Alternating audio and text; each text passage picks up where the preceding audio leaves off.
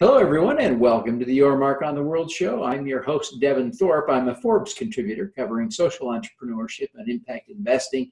And our guest today is a really wonderful woman. It's Sarina Prabasi. She is the CEO of WaterAid. Sarina, thank you for joining us today. We're thrilled to have you. Thank you so much for having me. But you're doing amazing work, not only with water, but also with sanitation, toilets, and hygiene. Let's start with water for a minute. I want to set the table. One of the key things I got from reviewing some of the materials you'd shared with me in advance was that something on the order of 2.6 billion people have gained access to clean water in the last 26 years. How did that happen? It happened through a lot of hard work. It happened through people getting together and solving what we continue to think is a very solvable problem. It's a big accomplishment, but the job is not done until everybody has access to water and sanitation and hygiene. And WaterAid, as the name implies, we started with a big focus on water. Over the years, we came to realize that water by itself wasn't going to lead to the outcomes in terms of improved lives, livelihoods, health that we were aiming for. So that's why, although it might sound strange to say water, sanitation, and hygiene, and by sanitation we mean both the sort of kind of sanitation that most people think of when you say the word, but also toilets.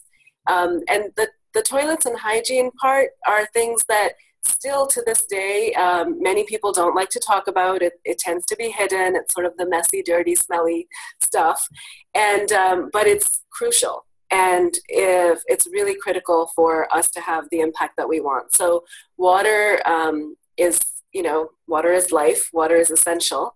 But so are these other things that are maybe not as beautiful. So how many people lack clean water today?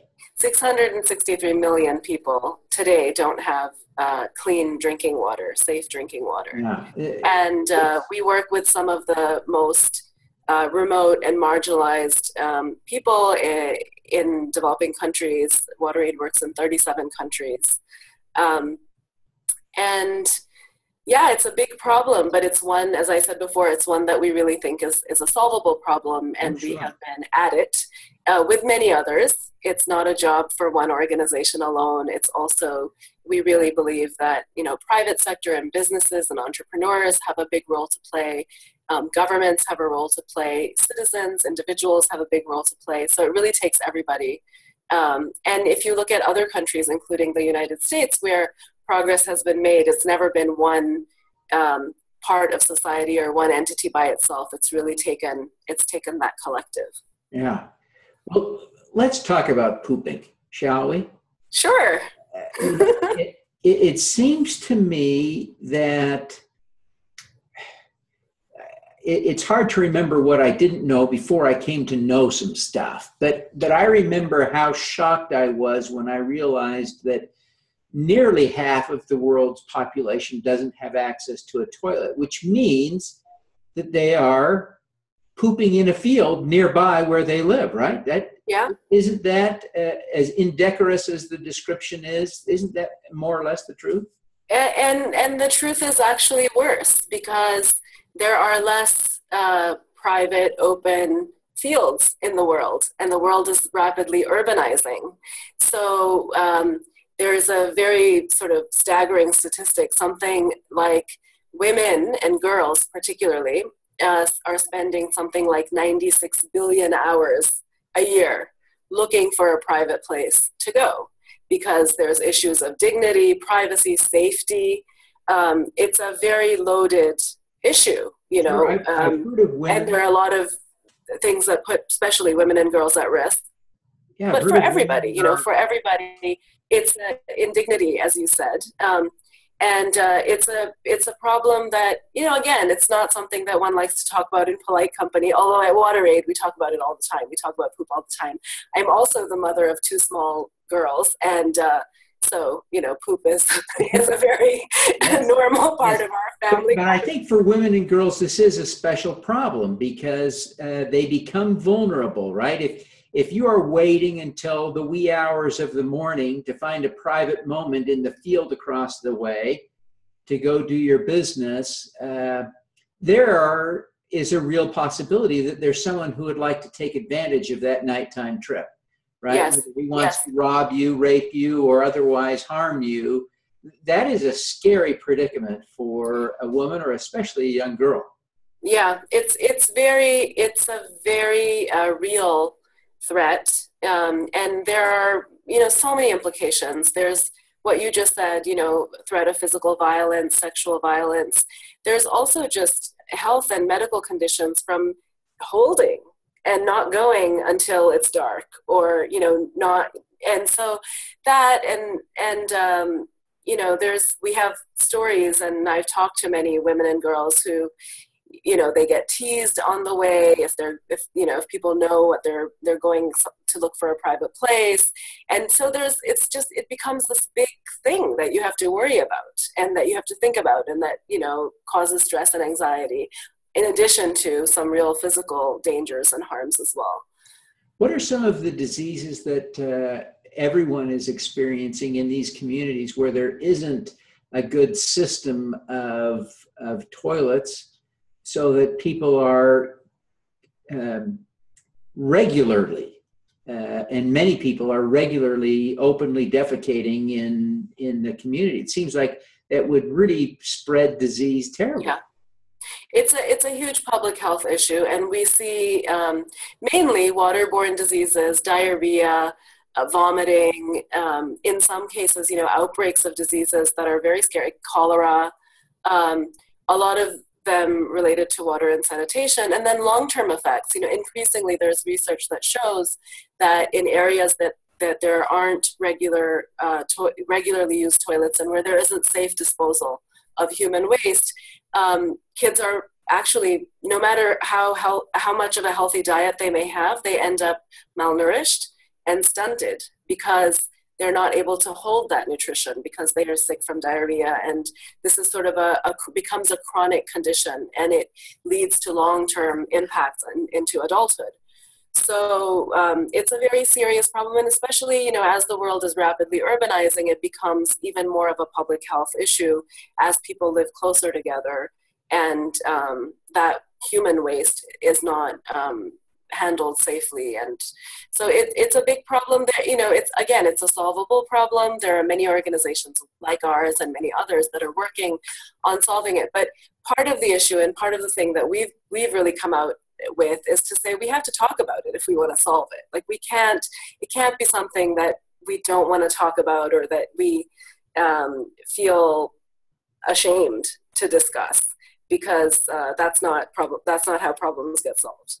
Yeah. Now, as we talk about this, I want to focus now for a minute on what you are doing, because you're making really significant progress. Is it 30 million toilets you've helped to put in place?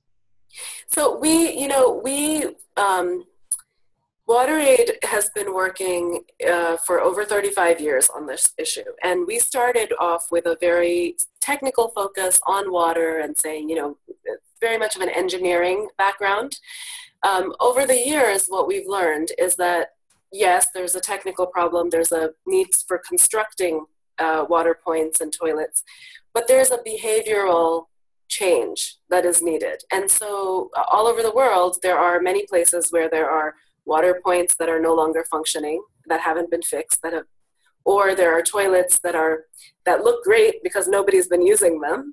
And so there's an issue, there's a more underlying education and awareness, and most importantly, behavioral element to this. So our approach, so if you went to visit a WaterAid program in Nicaragua, or if you went to visit one in Nepal, it would look very different. And that's because we're really looking at what exists in that community, what the social, cultural norms are, what is the government doing, what are, what kind of private sector infrastructure is there? Are there supply chains? And so really looking at what are the gaps? Why don't people have water and sanitation? It's not only about the technology. It's like anything, any sector, any industry, there's a whole system around it. And if one part of the system isn't working, the whole system is not going to be working. So we've moved from being a very technically oriented, engineering oriented organization to being one that talks a lot about systems change, and that works closely with government, saying, you know what, this is the evidence we have from our programs on the ground. So, we would like you, government X, you have much more influence, you have much more money than we do, but here's what we can show you of what has worked. And we have a very deliberate approach of trying to influence those that have more resources than we do, whether they are governments, whether they are large corporations. And we have still that root in the community. So we have programs on the ground that deliver water, sanitation, hygiene, education. And we use those as cases or proof of concepts to say, here is how you do it, now help us scale this. And this is how this could be scaled. And I think, for most nonprofits and for most of these sort of social challenges, that is the biggest question. Is there are great examples of small things happening here or there, but how do you bring this to scale? How do you really, when we're talking about numbers in the millions of people, or billions in the case of sanitation, having a nice little project here that serves 1,000 people isn't really the change we're after. So that's been our learning. It's been our journey. I think also many other organizations are thinking along the same lines now. And there are some interesting parallels, I think, with private sector and with sort of how entrepreneurs take an idea and then try to bring that to scale. So how many people have you helped gain access to a proper toilet? I'm sorry? How many people have you helped gain access to a proper toilet? It varies by year. It also varies, in the tens of millions per year sometimes, but it depends. So for example, if we take the example of India, if you solve the sanitation problem in India, you've solved 60% of the global problem. So we have a very strong focus on sanitation, particularly our team in India, working very hard on that along with government and businesses. And also, it's not that I don't want to directly answer the question. It's that it's not, our approach isn't that we don't want to build toilets for people necessarily. We want people to want a toilet. And for those who can afford it, we want them to buy the best toilet they can buy. For those who can't afford it, then we think, they should get help in being able to have a toilet. For example, and also we work a lot, an area that sometimes gets forgotten is other institutions. So like we work a lot with health centers, and unbelievably, there are places where people come for medical treatment, where women come to give birth, and there's no running water and there are no toilets. And so that, we have stories of women that are told, like here in the US, you might pack your hospital bag when you're going to the hospital to have a baby. But in addition to your hospital bag, you're now responsible to bring your own water to the clinic so that you can have a somewhat safe environment for birth. So we work a lot on schools, health centers, those types of institutions where it touches many people's lives, but it also is a great place, like a hub for education, for messages around hygiene and sanitation, why it's important, but also so that people can have a better chance of that experience in a health center, or for students, going to school in a school that doesn't have a bathroom. And then again, boys and girls, so the needs of girls, particularly as they enter adolescence and they hit puberty and they start menstruating, they start to drop out, or they're not going to school 1 week a month. And then their grades suffer, and then they drop out. So it's like a vicious cycle. And normally you don't think about those things when you think about water, or if you think about toilets. but the impacts are really far-reaching. And I think, prior to this role, I used to run WaterAid's program in Ethiopia. So I have seen the work very close up, and the difference that it makes. And it makes a difference in areas that are quite unexpected or not maybe the first thing you think about. Like, for young girls, the time to play, time to rest, time to not be walking for hours helping their mothers collect water, or for the moms, maybe time to start a business, or time to just think about life options or opportunities, what else they could be doing with those hours and hours and hours that are really being wasted at the moment. Yeah, it really is overwhelming almost when we think about the scope of the problem in terms not only of the quantity of people, the number of people who are without these resources, but also the impact of them having a lack of a clean place to use the bathroom, et cetera. This is a big deal. And there are many other priorities, and especially in the low-income areas where we work, but it's very hard to imagine any of those things really being successful without the basics of, if you don't have water, if you don't have a toilet, it's hard to take those other steps. And so we really see this as like foundational, as something that is, these are the first steps in getting out of poverty and having other opportunities. Yeah. It is wonderful to see the work that you're doing, and I'm excited about it. I want to just ask you a couple of personal questions as we wrap up. First, you are revered. You are a role model to so many, but who do you look up to as a role model? Who inspires you? Honestly, I get my biggest inspiration from the women and the families in the communities that we serve. And I really draw a lot of inspiration and energy from those interactions and those conversations. 2 weeks ago, I was in Colombia, in some very remote parts of the country, talking to I was actually there on International Women's Day, and I had a chance to talk with women in the community. And their strength and also their optimism in the face of all the challenges. But that sort of the strength and optimism I find really inspiring. I have a lot of people I look up to. There have been a lot of people that have helped me on my journey and people that I'm grateful for. But I really draw a lot of inspiration from the people that we serve, and how much strength and optimism and sort of can-do, not only attitude, but then rolling up of sleeves that is happening.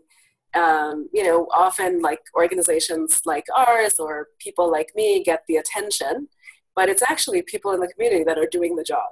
Yeah, that is inspiring. That is inspiring. I appreciate you sharing that. Now, why do you do what you do? Well, I started I've always worked in nonprofit, and I have worked on different things, education, health, at one point on supporting communities affected by HIV/AIDS. And I started working on water and sanitation, and I realized that it basically links to every other thing that I've cared about or that I've worked on.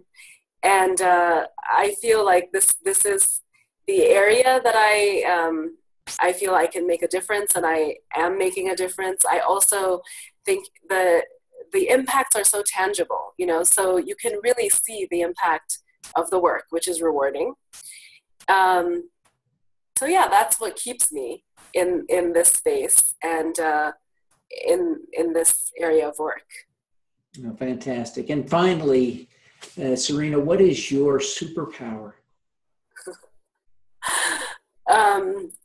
I would say it is creating opportunity out of challenges and being able to see opportunities in difficult circumstances. That's a great superpower. Now, before we wrap up and go, Sarina, please tell people how they can learn more about WaterAid and connect with you personally. So the best way to learn more about us is our website, www.wateraid.org. And we love for people to connect with us on social media, Facebook, Instagram, Twitter. We have a very committed small team. We'll respond to you. We love to hear from people. And that's something that we're trying to build here in the U.S. is a community of people that can help us in our mission and help us amplify our messages and get our messages out, but also learn, have an exchange with and have a dialogue with. Fantastic.